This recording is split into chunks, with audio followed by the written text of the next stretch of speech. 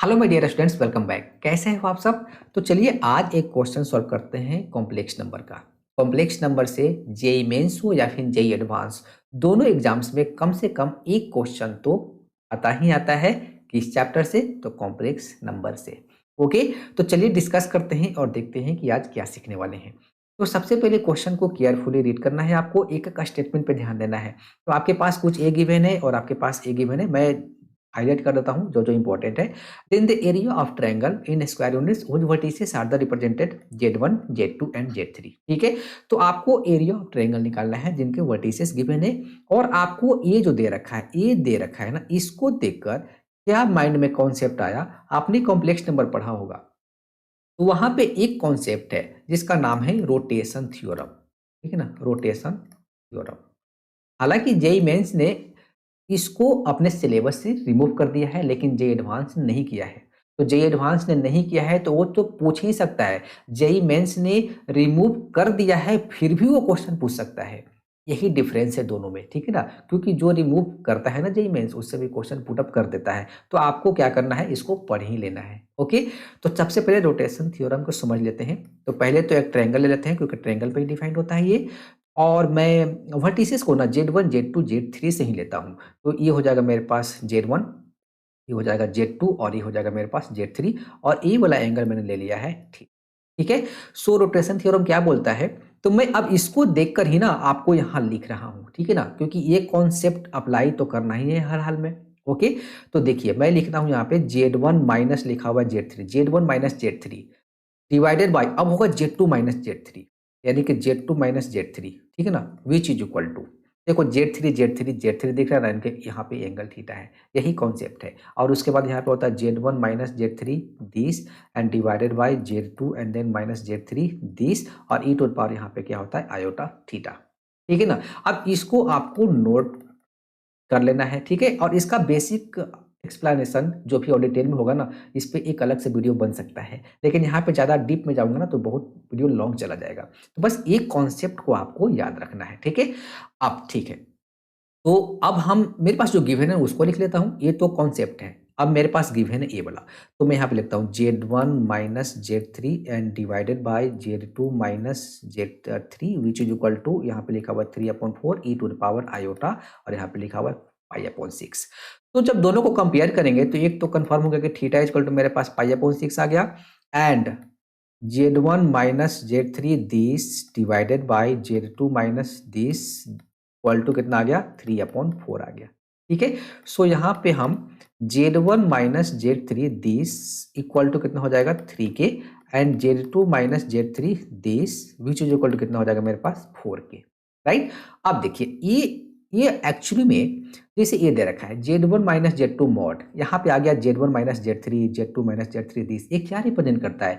ये जो ट्रायंगल है ना, इसके साइड को रिप्रेजेंट करता है। यानी कि ये हो गया Z1 माइनस कितना, Z3, ये हो जाएगा मेरे पास Z2 माइनस Z3, ठीक है ना, ये 3 लिखा हुआ है, और ये लिखा हुआ है Z1 minus Z2 and this. ठीक है, तो अब इतने का वैल्यू तो मेरे पास ये गिवन है, ठीक है ना, ये मेरे पास गिवन है कितना, 25, एंड देन यहाँ पे लिख देता हूँ मैं समझने के लिए 25 माइनस दिस, और यहाँ पे आपका ए रूट है, ये गिवन है। Okay, and theta equal to कितना है, पाई/6 है। तो अब हमारे पास ये सारा इंफॉर्मेशन आने के बाद अब एक फ्रेश ट्रायंगल बनाते हैं, देखना। ये ले लेता हूँ मैं, और वही Z1, और इसको मैं ले लेता हूँ Z2, ठीक है, और इसको मैं ले लेता हूँ Z3, और ये वाला एंगल अब मेरे पास क्लियर है, पाई/6 है, ठीक है। And Z1 minus Z3 mod का वैल्यू मेरे पास 3 के आया था, यानी कि ये मेरे पास 3 के है, ये मेरे पास 4 के है, और ये है मेरे पास 25 माइनस 12√3, और यहाँ पे 10। राइट, ठीक है। अब इसी ट्रायंगल का आपको एरिया निकालना है। तो अच्छा ऐसे समझो, देखो एक हमारे पास ट्रायंगल है ABC, ठीक है ना, इसको अलग से रख रहा हूँ। एंड अब चूंकि ABC क्या है, वर्टेक्स ऑफ ट्रायंगल है, तो कैपिटल ए है तो इसके अपोजिट साइड को ए लेते हैं, यहाँ पे B, यहाँ पे C, बेसिक सा चीज है। और किन्हीं दो साइड के बीच में मैंने एंगल थीटा ले लिया, तो अब मैं बोलूंगा area of triangle ABC which is equal to 1/2 AB, और यहाँ पे क्या होता है, साइन थीटा। ये होता है ना एरिया निकालने का। ओके, तो यहाँ पे भी आपके पास ए वाला साइड गिवन है, इनके बीच का एंगल गिवन है, तो यहाँ पे लिख लूँ मैं एरिया ऑफ ट्रायंगल जिसको मैं डेल्टा से रिप्रेजेंट कर देता हूँ, ठीक है ना। तो दिस इक्वल टू 1/2 इंटू कितना हो जाएगा 3k और इंटू 4k और इंटू यहाँ पे हो जाएगा साइन पाई अपॉन 6, ठीक है। सो दिस इक्वल टू हो जाएगा मेरे पास, पहले तो ये 2 से 2 यहाँ पे गैप करो तो यहाँ पे हो जाएगा 6 एंड देन k स्क्वायर और into sine pi by 6 sine 31/2। अच्छा, तो ये आ गया मेरे पास 3k स्क्वायर, यानी कि एरिया का वैल्यू आ गया 3k स्क्वायर। लेकिन प्रॉब्लम ये है ना कि आंसर के स्क्वायर में तो नहीं होना चाहिए, के तो हमने अज्यूम किया था, जो रेशियो है उसका प्रोपोर्शनल कांस्टेंट है, ठीक है। अब के निकालने के लिए क्या अप्लाई किया जाए, ओके। तो आपके पास तीनों साइड का लेंथ गिवन है, हालांकि के में गिवन है और एक परफेक्ट गिवन है और एक एंगल गिवन है, तो क्या अप्लाई कर दे, कोसाइन फार्मूला, ठीक है। तो अब देखिए यहाँ पे आपको कोसाइन रूल यहाँ पे अप्लाई करना पड़ेगा, ठीक है। तो कैसे अप्लाई होता है, तो देखिए वही सेम प्रोसेस, यहाँ पे हम लोग एक ट्रायंगल ए बी सी ले लेते हैं और ए हो गया, ए बी हो गया, ए सी हो गया और इसके बीच का एंगल थीटा ले लेते हैं। तो कॉस थीटा इक्वल टू कितना होता है हमारे पास, cos theta equal to a square plus b square minus c square divided by कितना 2ab, राइट। सो अब देखिए, सो कॉस पाई अपॉन 6। अब देखो ये जो माइनस सी स्क्वायर होता है ना, थीटा के अपोजिट वाला होता है। तो पहले तो आपको 3k स्क्वायर 4k स्क्वायर कर लेना है और माइनस दिस का स्क्वायर कर लेना है, ठीक है ना।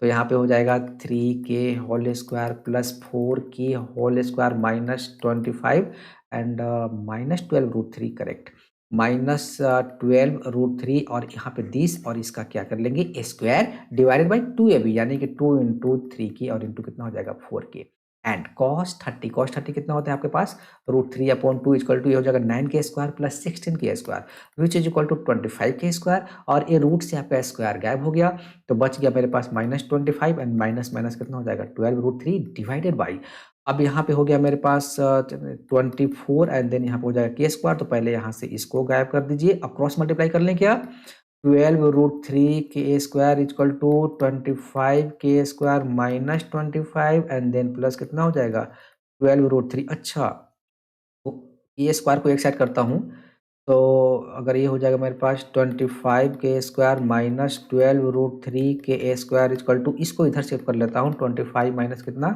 12√3। अच्छा, तो अगर मैं यहाँ से के स्क्वायर कॉमन लूँ तो यहाँ पे 25 minus 12√3 which is equal to 25 minus 12√3। अच्छा, तो ये पूरा पार्ट ही गायब हो गया, यानी कहने का मतलब है मेरे पास जो के स्क्वायर का वैल्यू कितना आ गया 1 आ गया, तो के स्क्वायर इक्वल टू 1 आ गया और मुझे के स्क्वायर तो चाहिए।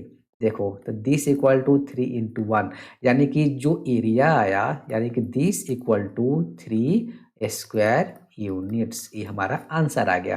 देखिए, अच्छा, ये न्यूमेरिकल टाइप में आपको प्रॉब्लम आ सकता है क्योंकि इसमें ऑप्शन नहीं गिवन है, ठीक है। ऑप्शन दे देगा तो ठीक है, वरना भाई न्यूमेरिकल टाइप में तो प्रॉब्लम आता ही है, जेई मेंस में भी और जेई एडवांस में भी, तो ये दोनों के लिए हेल्पफुल है। और आप और अच्छे से क्वेश्चन प्रैक्टिस कीजिए, रोटेशन थ्योरम पे आपको अगर चाहिए कुछ नया सीखने को, नया कहने का मतलब है कॉन्सेप्ट रिलेटेड, अगर इस कॉन्सेप्ट पे प्रॉब्लम है तो आप मुझे कमेंट कीजिए, मैं इस पर भी वीडियो बना दूंगा।